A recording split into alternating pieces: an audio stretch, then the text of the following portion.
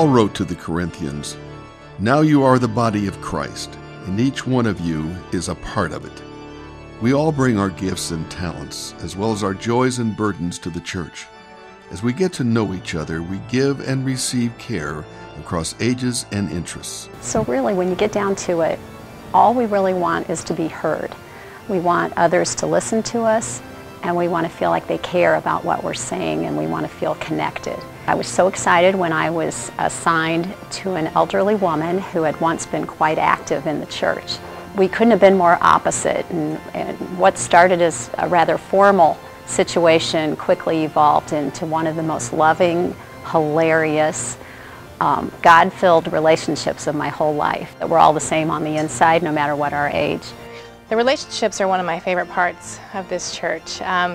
In Vacation Bible School, as well as some of the other things I've done here, one of my favorite parts is the intergenerational relationships, working with people who are different than me, different ages. So often we get caught up in things in our life, and we only are with people our age, our same situation in life, our same scenario, and to be able to work with other people, older volunteers, youth volunteers, which is what I was doing. I was in charge of volunteers for Vacation Bible School, and really being able to work with people of all different ages and see them come and what they brought to Vacation Bible School was beautiful to watch. That's one of the best things about what I do, is maintaining these relationships. I'm in contact with students who now are in their late 20s, early 30s, starting their own families. I still have several who email me looking for advice in career choices and that kind of thing. Yeah, it's been fantastic to maintain these relationships and to have these kids seek me out. I really believe God gave me a gift of being able to communicate with that age group. I enjoy it, and the key thing is I believe I get more out of that experience than they do. I walk away from this church having done Sunday school, chuckling to myself about something that's come up, something we've talked about. It just makes my day. I love it. I've been involved with a great banquet community, which reaches out to other churches in this community. The Young Adults Ministries, which is very welcoming to young adults like myself, showing where they can participate in the church, whether I help out with the youth on Sunday nights. So it's been very transforming to me. I'm not a member of this church. I have my own home church, but I have forged so many relationships here that are ongoing throughout the year. Ken Baker, I've worked with him at the help desk for about 15 years, and we are in constant communication with each other. He restores old computers and gives them to me for my clients. Brendan Buckley is another person that I'm in constant communication with. He really formed a close relationship with one of my patients and is always there to help them. Jeremy and Kristen Allum, I'm in constant communication with them, and they have helped so many people. They have just really augmented my faith beyond belief because they are so giving. And Reverend David Berry, I believe, is a gift to not only this church but to the community, and I have a lot of communication with him. Just wonderful relationships with Lori Highsmith.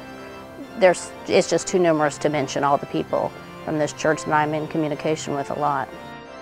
When we serve the Lord together, we are guest and host. Sometimes we generously offer our best to others. Sometimes we unexpectedly receive care in return.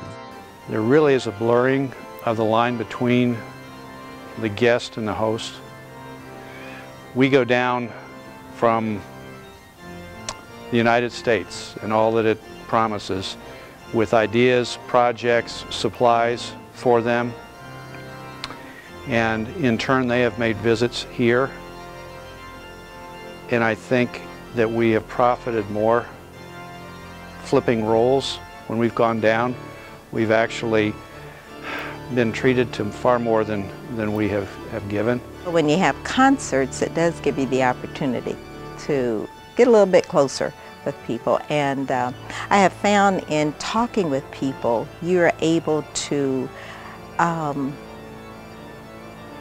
make a connection with them in a way that you're maybe touching their life.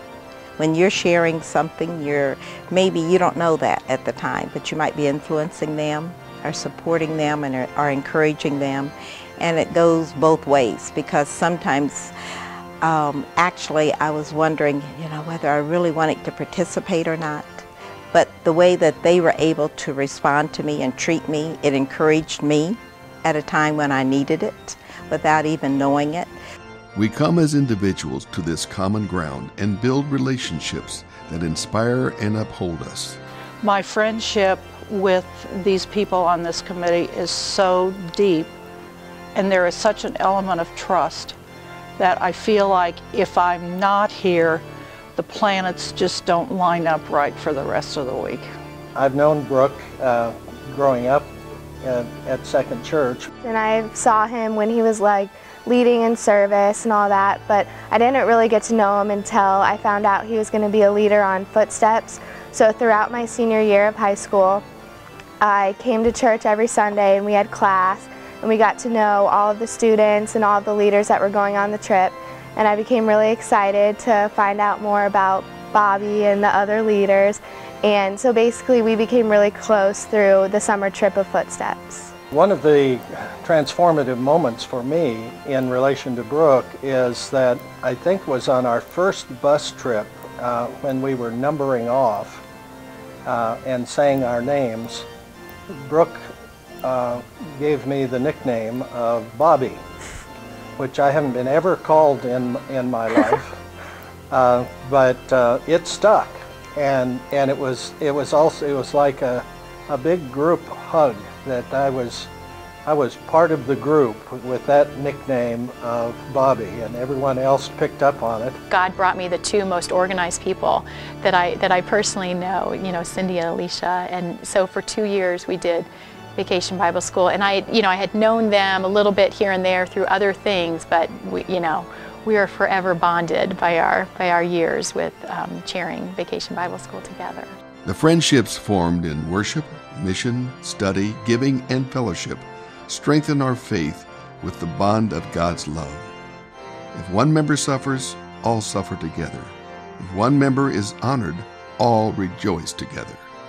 Our individual lives are transformed as we live in relationship with others who share our faith and model Christ's love. People always talk about the big building on Meridian, and I just think about when you come in this church and you get involved and you get engaged in any part of it, it becomes so much more than a building, and it's about the people and the friendships and the families and your faith, and it becomes so much more meaningful part of your life as it has for us.